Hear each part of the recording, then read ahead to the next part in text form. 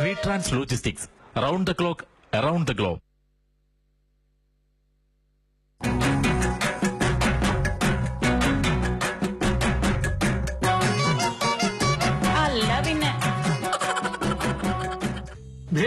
ഇത് കണ്ടോ, മുംബൈയില് ഏകദേശം 20 ലക്ഷത്തോളം മലയാളികൾ താമസിക്കുന്നുണ്ട് അത്രേ. എന്താ ഇത്ര അത്ഭുതോ? നമ്മൾ അരിച്ചത് പെറുക്കിയാല് അത്ര തന്നെ സമാജം വരില്ല ഈടാന്ന്.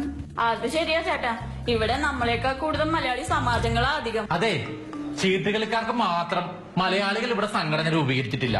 ഞാൻ അതൊന്നും ആലോചിച്ചാലോ.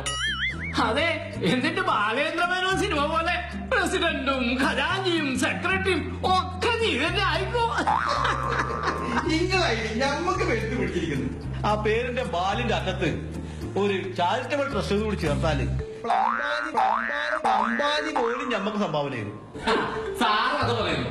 ഇവിടെ നായരും നമ്പ്യാരും വാര്യർ പിഷാരടി നമ്പൂതിരി ഈഴവ ക്രിസ്ത്യൻ തുടങ്ങിയ ജാതി സംഘടനകൾ തന്നെ കാണും ഒരു 100 എണ്ണം.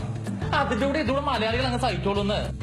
അത് മാത്രോ, പിന്നെയും കിടക്കല്ലേ കണ്ണൂര്, പാലക്കാട്, കൊടുങ്ങല്ലൂര്, പത്തനംതിട്ട എന്നൊക്കെ പറഞ്ഞ പ്രാദേശിക ഗ്രൂപ്പുകൾ. പിന്നെ നമ്മുടെ തൃശ്ശൂര്. തൃശ്ശൂരിനുള്ള കളിയില്ല. നാരായണീയം, അയ്യപ്പൻ പൂജ, ഈസ്റ്റർ, ക്രിസ്മസ്, കർക്കിടക സംക്രാന്തി, അങ്ങനെ ഭക്തിമാർഗത്തിൽ കുറെ വേറെ സംഘടനകൾ. പണ്ട് നമ്മുടെ ഒരു കവി പാടിയ വരികളുണ്ടല്ലോ, അതിപ്പോ മുംബൈയിൽ ഇങ്ങനെ ചൊല്ലാം: എവിടെ തിരിഞ്ഞൊന്നു നോക്കിയാലും അവിടെ എല്ലാം മലയാളി ഗ്രൂപ്പ് മാത്രം.